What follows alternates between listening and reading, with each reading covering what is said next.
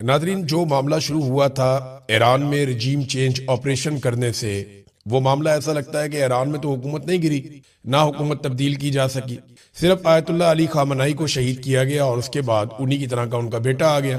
پہلے Donald Trump نے کہا کہ مجھے قابل قبول نہیں ہے، اب ڈونلڈ ٹرمپ ان سے مذاکرات کی بات بھی کرتا ہے۔ لیکن معاملہ یہ ہے کہ جہاں پہ حکومت ایران کی گرائی جانی تھی، جو دو حکومتیں یہ کام کرنے کے لیے چلی تھیں، ایک امریکہ اور ایک اسرائیل، وہ دونوں خطرے میں پڑ گئیں۔ امریکہ کے اندر ڈونلڈ ٹرمپ کے ساتھ کیا ہو رہا ہے اور اسرائیل میں نیتن یاہو کے ساتھ کیا ہو رہا ہے، یہ ایک بڑی عجیب و غریب سچویشن ہے کہ ان دونوں ملکوں نے ایران میں رجیم تبدیل کرنا تھا، لیکن ان کے اپنے رجیم خطرے میں آ گئے ہیں۔ سب سے پہلے تو آپ یہ دیکھیں کہ ڈونلڈ ٹرمپ کے ساتھ کیا ہوا۔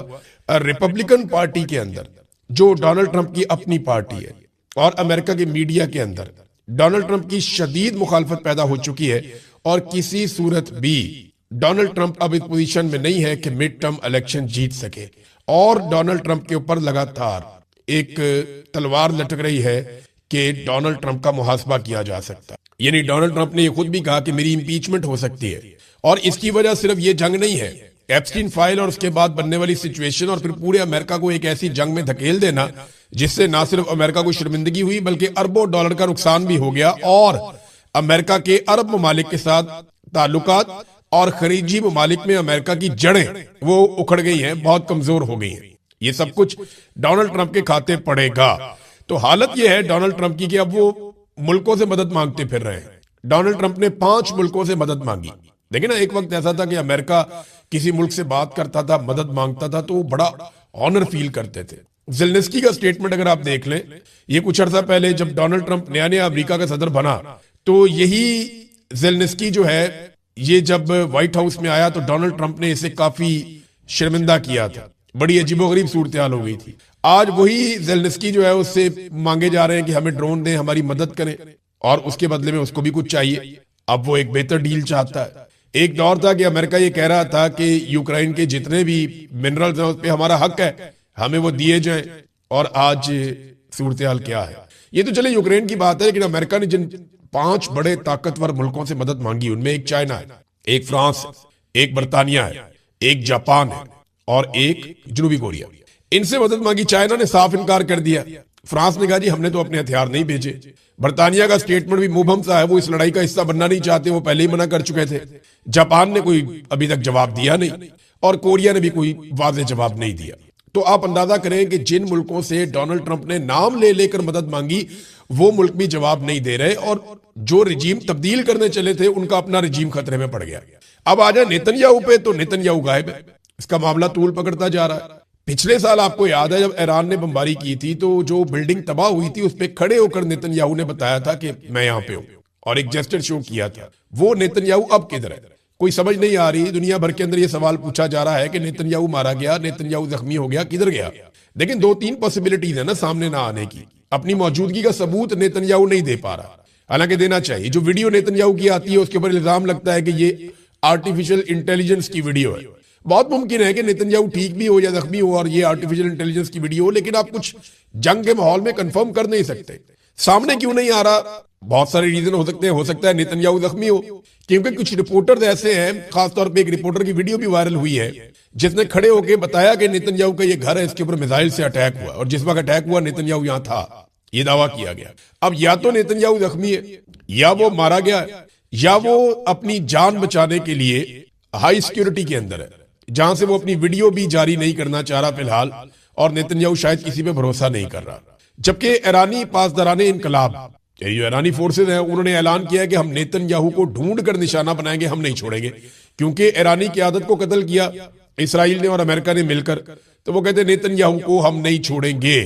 ایک اور بڑا امپورٹنٹ سٹیٹمنٹ ہے جو ایران کی جانب سے آیا، وہ سٹیٹمنٹ میں آپ کو اس کے بعد بتاتا ہوں، لیکن امریکہ کے اندر ڈونلڈ ٹرمپ کے لیے چیلنجز اتنے بڑھ گئے ہیں کہ انہوں نے لوگوں کو دھمکانا شروع کر دیا ہے۔ خاص طور پہ امریکی میڈیا کو نشانہ بنایا جا رہا ہے، اور یہ کہا جا رہا ہے کہ جو آپ کے لائسنس ہیں وہ منسوخ کر دیے جائیں گے میڈیا کے، اگر آپ کی رپورٹنگ پہ حکومت کو اعتراض ہوگا۔ حکومت کو اعتراض یہ ہے کہ وہ ان کو لگتا ہے کہ صحیح رپورٹنگ نہیں ہو رہی، فیکٹس صحیح طرح بیان نہیں کیے جا رہے، بلکہ ایران کی گڈی چڑھائی جا رہی ہے، اور ڈونلڈ ٹرمپ کو اور امریکہ کو اس سے نقصان ہو رہا ہے۔ اسی طرح پاکستان کے اندر بھی پاکستان کی ملٹری اسٹیبلشمنٹ پاکستان کی میڈیا کو دباتی ہے، ہر وقت دباتی ہے، کبھی حب الوطنی کے نام کے اوپر، کبھی غداریوں کے سرٹیفکیٹ بانٹ کے، کبھی مقدمات کر کے، کبھی کرپشن کے نام پہ، کبھی لائسنس کے نام پہ، کبھی کسی اور معاملے میں بلیک میل کر کے، تو میڈیا کو پاکستان کی ملٹری اسٹیبلشمنٹ دباتی ہے. ایسے ہی وہاں پہ امریکہ میں یہ سلسلہ اب شروع ہوا.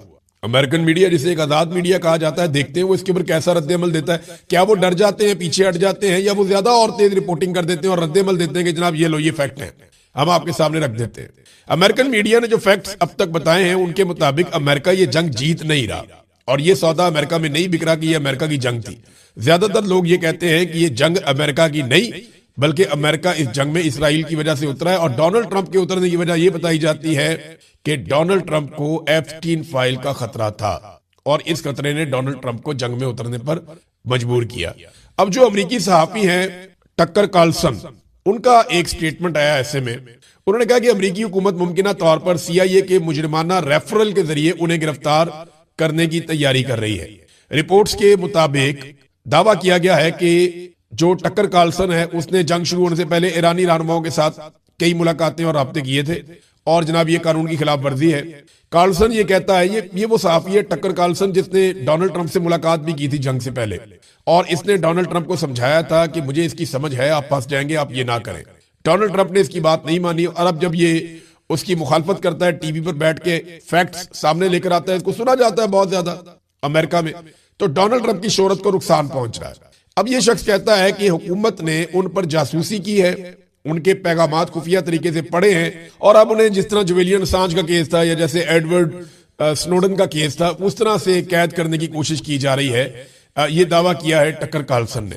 تو امریکی اتنے پریشان ہے، امریکی حکومت، اور حتیٰ کہ ریپبلکن پارٹی کے اندر سے مخالفت شروع ہو گئی ہے کہ یہ تو اسرائیل کی جنگ تھی، آپ نے امریکہ کو اس جنگ کے اندر کیوں دھکیل دیا، اور امریکہ کو اس کا نقصان ہو رہا ہے. سب سے بڑا نقصان تو امریکہ کی جو چودراہٹ ہے وہ خطرے میں پڑ گئی ہے. اب ایک طرف میڈیا کو دھمکیاں، ایک طرف انٹرنل پرابلم، تو ایران کا رجیم چینج کرتے اپنا رجیم پھنسوا لیا. اور ٹرمپ کی ذہنی حالت کچھ اس طرح ہے کہ یہ ایک ٹویٹ ٹرمپ کا اگر آپ پڑھیں نا تو آپ کو اس سے آئیڈیا ہو جائے گا. یعنی یہ بی بی سی نے اس کو رپورٹ کیا، آپ کو یہاں سے ٹرمپ کی اس وقت ذہنی حالت کا اندازہ ہو جائے گا. انہوں نے کہا کہ ایران ڈیل کرنا چاہتا ہے لیکن وہ تیار نہیں ہے.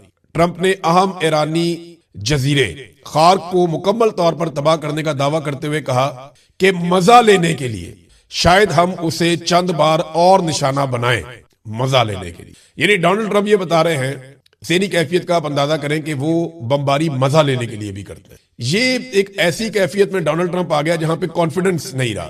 اب وہ لوگوں کو کانفیڈنس دینے کے لیے کہ ہم بہت طاقتور ہیں، ہم بہت بہادر ہیں، یہ دیکھیں ہم تو شوگر لگانے کے لیے بھی بم مار سکتے ہیں.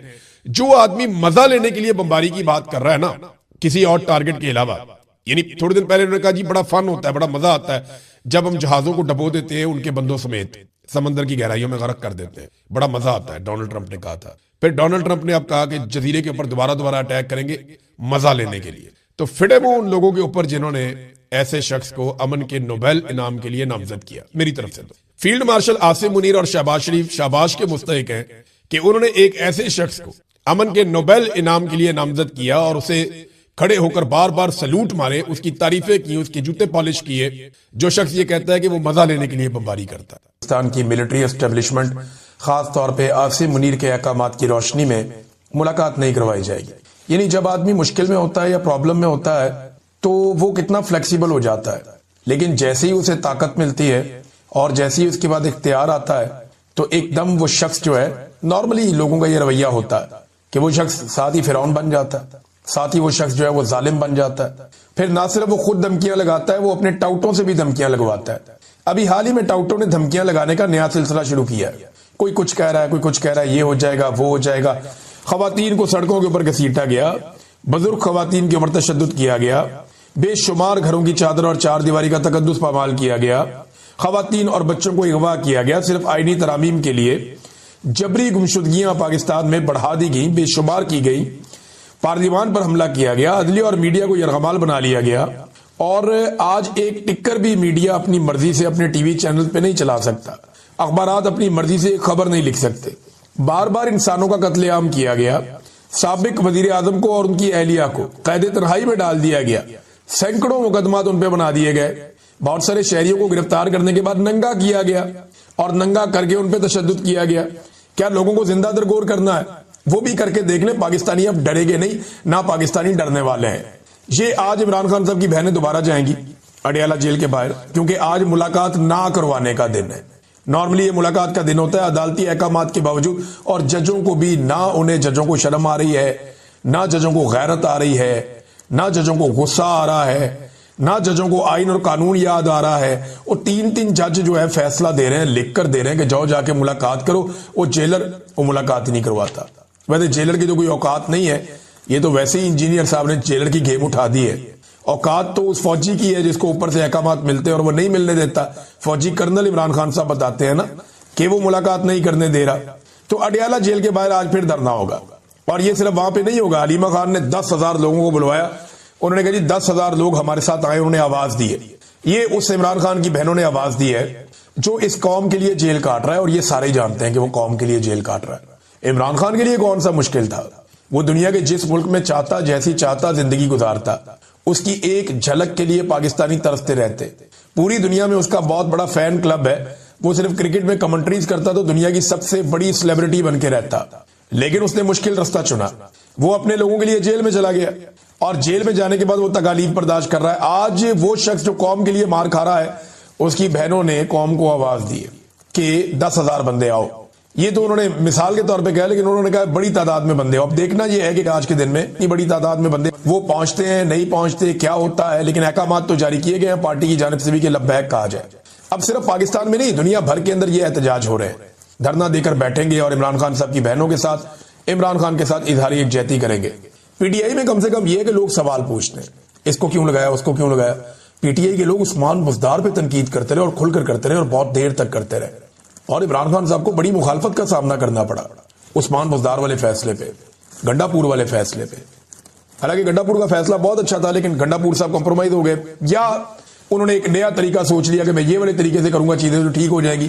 عمران خان صاحب کے بجائے انہوں نے سوچا کہ وہ زیادہ بہتر سوچ سکتے ہیں, زیادہ اچھے آئیڈیاز ہیں ان کے پاس. وہ عمران خان کو سمجھنا شروع ہو گئے تھے کہ شاید عمران خان کی سوچ میں کوئی کمی ہے, اور میں عمران خان کو خود باہر نکالوں گا. تو وہ ہو نہیں پایا, ان سے ہو نہیں پایا. اس کے بعد لوگوں نے جو ان کے ساتھ کیا وہ سب نے دیکھا. اور اس کے بعد ناظرین میں آپ کو ایک چیز اور بتاتا ہوں. لیکن عمران خان کو انہوں نے مار مار کے وہ بنا دیا جو کوئی بھی لیڈر آج تک نہیں بن سکا. لمس کے ایک تاریخ دان ہیں عثمان کاظمی صاحب, وہ یہ لکھتے ہیں کہ پاکستان میں جو مورل سوورن تھے نا پہلے, وہ پاکستان کے ادارے تھے. یعنی یہ اداروں فیصلہ کرتے تھے کون محب وطن ہے, کون غدار ہے, کون کیا. یعنی وہ اداروں کا ایک کرائٹیریا تھا کہ جناب ان کا کرائٹیریا سیٹ. اب وہ نہیں ہے, اب عمران خان ہے. مورل سوورن پاکستان کا اب عمران خان ہے. نیشنلزم پہلے اداروں کے ساتھ جوڑی جاتی تھی کہ اگر آپ قوم پرست ہیں, محب وطن ہیں, تو آپ اداروں کے ساتھ ہیں, تو پھر آپ ہیں, ورنہ نہیں ہے.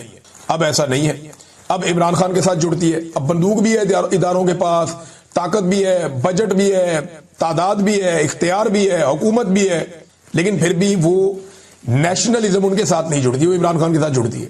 اور یہ ریئلٹی ہے, اب اس کو مانے یا نہ مانے, آج کے دن کی ریئلٹی یہی ہے.